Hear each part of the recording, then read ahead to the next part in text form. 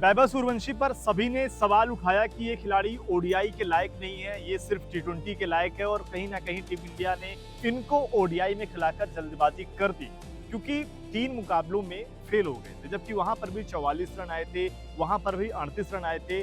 ठीक है, कैच छूटे थे, तमाम चीजें थी, लेकिन जज बहुत जल्दी किए गए थे। लेकिन वैभव सूर्यवंशी ने कहते नहीं कि सूद समेत सबको जवाब देना, वही काम किया है। 11 गेंदों पर 50 और सबसे तेज शतक जड़ने से महज कुछ रन चूक गए। और ये पारी ऐसी थी कि मानो पिछले मुकाबले में जो श्रीलंका के खिलाड़ियों ने उनसे लड़ाई करी थी उसका बदला लेने यहाँ पर मैदान पर उतरे थे।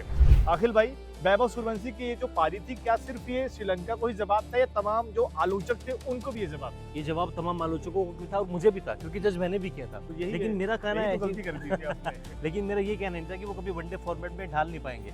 मैं हमेशा एक चीज कहता आया हूँ कि सूर्यवंशी को लेकर बीसीसीआई थोड़ी जल्दबाजी कर रहा है, शायद उस पर थोड़ा फोकस करने की जरूरत थी। लेकिन जो हो रहा है बेहतर हो रहा है, जो होता है अच्छे के लिए होता है। और जिस तरीके की पारी आज सूर्यवंशी ने खेली है, ये दिखा दिया है कि अगर आप इनसे पंगा लेंगे ना, ये आपको छोड़ेगा नहीं। और बड़े मैच का प्लेयर है। बिल्कुल, बड़े मैच का आपने जो जिक्र किया, ये कहीं ना कहीं सबसे मेन लाइन थी, क्योंकि जो आंकड़े भी अगर आप देखिए ना इनकी कि यहाँ पर फाइनल मुकाबला था, शतक से चूक गए, लेकिन क्या ही फर्क पड़ता है कि 94 तो आपने बना ही दिया अपना काम और कर रहे हैं ना भाई। आपने 10 ओवर के पहली मैच लगभग एक तरफा कर दिया।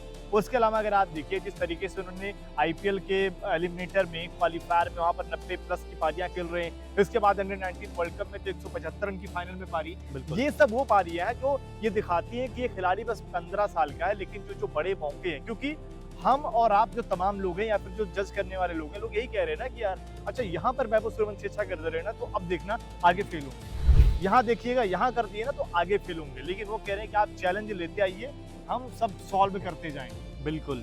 और जिस तरीके से पारी भी थी ना, हम देखिए प्रेशर इनके ऊपर भी काफी बन चुका था, क्योंकि वनडे फॉर्मेट का डिविलियर्स अपने बयानों में कह रहे हैं कि बंदा अपने आप को टेस्ट में साबित नहीं कर पाएगा, 50 ओवर फॉर्मेट में बहुत पीछे रह जाएगा, सिर्फ टी20 का प्लेयर है। गांगुली तक ने अपने बयान में कह दिया कि टी20 का टैग लग चुका है, लेकिन लिमिटेड फॉर्मेट में। संजय मानसिंह आज भी ट्वीट किया, उन्होंने कहा है कि 10 ओवर की खेल में पावर प्ले होता है, सिर्फ 2 प्लेयर बाहर होते हैं। अगर 6 प्लेयर बाहर होते तो शायद ये पारी देखने को ना मिलती। ऐसा उन्होंने लिखा है, ट्वीट किया उन्होंने। अब बताइए, ये अगर संजय मांजरेकर जो है, अगर आप ऐसे यार खिलाड़ियों पर, ये वही वाली बात होगी ना कि जबरदस्ती किसी ना किसी पर तंज कसना।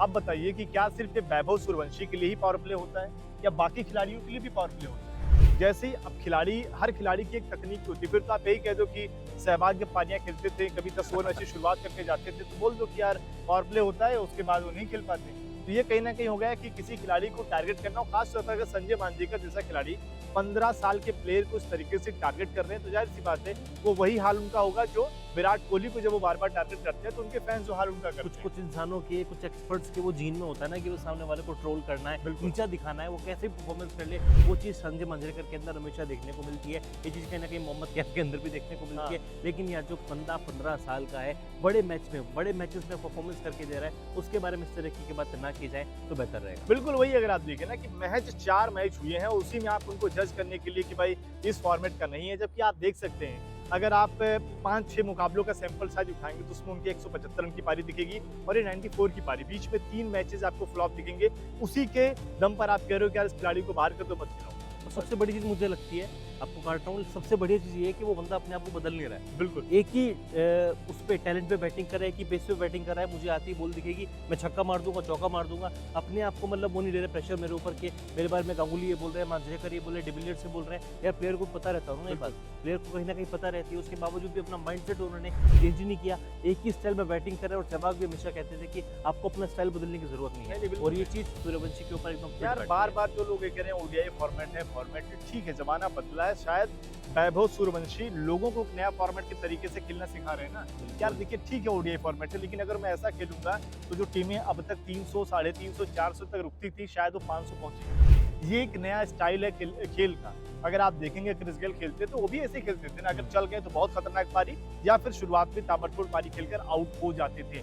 तो ये एक बढ़िया जवाब है, लेकिन जवाब से ज्यादा कहना कि वैभव सूर्यवंशी खुद के लिए भी रिचेक था ना, कि अगर मान लीजिए सवाल इस बात को लेकर था कि आपने चलिए श्रीलंका खिलाड़ियों से फाइट कर ली और आप रन भी नहीं बनाओगे तो आप ट्रोल तो हो गए ही। अगर आपने मैदान पर अगर आप खिलाड़ियों से लड़ रहे हो, खिलाड़ियों की चाहे उनकी गलती जरूर हो, अगर वो आपको छेड़ रहे हैं कि यार ये आईपीएल नहीं है, यहाँ पर चलिए उन्होंने जवाब दे दिया कि आईपीएल में भी ऐसे खेलते थे, आपके खिलाफ भी ऐसे खेलेंगे। लेकिन यहाँ पर क्या हुआ, लड़ाई के बाद आपने ऐसी पारी खेली कि आपने बता दिया कि मैं सिर्फ लड़ाई में ही नंबर 1 नहीं बनूंगा, मैं खेल में भी नंबर 1 बनूंगा। बिल्कुल ये कमाल की पारी थी। 29 गेंदों पर 94 रनों की पारी खेली, करीब 325 का स्ट्राइक रेट, 10 चौके, 8 छक्के, 11 गेंदों पर अपना शतक पूरा किया, जिसमें सिर्फ एक डॉट बॉल थी, कोई सिंगल नहीं, कोई डबल नहीं, 5 चौके 5 छक्के, यानी कि 50 रन तो सिर्फ 11 बॉलों में देखने को मिले, जो कि अब तक का रिकॉर्ड भी है। लिस्ट में किसी भी बल्लेबाज ने 11 गेंदों में अपना शतक पूरा नहीं किया था, लेकिन सूर्यवंशी ने 15 साल की उम्र में वो कारनामा करके दिखाया। शतक बनाने का बहुत ही कमाल का मौका था, रिकॉर्ड बनाने का बढ़िया मौका था, लेकिन एक चीज़ और है, अगर ये बंदा 30 या 35 ओवर बैटिंग कर लेगा ना, ये 13 शतक भी मार सकता है। यार बिल्कुल मार देंगे। आप देखिए, जैसे कि अगर संजय मांजरेकर ने जो कहा कि पावर प्ले, शायद उन्होंने अंडर 19 का फाइनल नहीं देखा था, वहां पर वैभव सूर्यवंशी ने 25 ओवर से पहले ही इनका विकेट गिर गया, जिसमें 175 खुद बनाकर आउट कर दिया। तो क्या तब संजय मांजरेकर टीवी ऑन नहीं करते थे? तब क्या उन्होंने मैच नहीं देखा? मतलब अगर आप खिलाड़ी को जज कर रहे हो इस तरीके से, तब आप देखो, तब भी तो पावर प्ले खत्म होने के पावर बाद- प्ले तो 10 ओवर तक ही था ना। हाँ, पावर प्ले के बाद तब भी बैटिंग उन्होंने करी थी। आईपीएल में अगर आप देखें, जब ये ऐसी पारियां एलिमिनेटर या क्वालिफायर में Qualifier खेलते हैं, तो क्या वो पावर प्ले चल रहा था? क्वालिफायर टू 96 रनों की पारी, जहां पर आपके 32 पर 4 हो गए थे। 25 पे 4 पावर प्ले में तो उनके रन नहीं आए थे वैभव। उसके बाद इन्होंने पारियां खेली थी श्रीलंका। इनफैक्ट तब भी मुझे याद है 32 गेंदों में शतक आया था, लोग कह रहे थे कितना धीमा शतक क्यों आएगा। धीमा आया, और वही चीजें कि तब शायद यही चीज है कि आप बार बार किसी खिलाड़ी को, पता नहीं क्यों इंडिया में हम अमूमन ऐसा देखते हैं कि अगर कोई खिलाड़ी बेहतर कर रहा होता है तो हमारे लोग ही उसको सबसे ज्यादा टारगेट करते हैं। शायद वो जलन वाली जो बात है कि यार बिल्कुल। इतनी जल्दी इतने हाईलाइट कैसे पा रहा है, कि कैसे इसकी चर्चा इतनी ज्यादा हो रही है, ये चीजें ज्यादा देखने को मिलती है। लेकिन वैभव सूर्यवंशी कहीं ना कहीं वो सितारा है जो टीम इंडिया को मिला है, जो ये रुकने वाला नहीं है। ये तमाम सोशल मीडिया पर जो इतनी बातें हो रही हैं, अगर आप देखेंगे, इस पारी से पहले उन्होंने अपने इंस्टाग्राम पर एक स्टेटस लगाया जो बहुत वायरल भी हो रहा है, जिसमें उन्होंने प्रैक्टिस कर रहे थे और लिखा हुआ था 100। मतलब चूक गए 6 रन से, लेकिन ये पारी तो 100 जैसी थी ना। बिल्कुल ये पारी 100 जैसी थी, बहुत ही कमाल की पारी थी। उस पारी को वाकई में लंबे समय तक याद रखा जाएगा। लेकिन क्या लगता है यहाँ से इंडिया जीत पाएगा?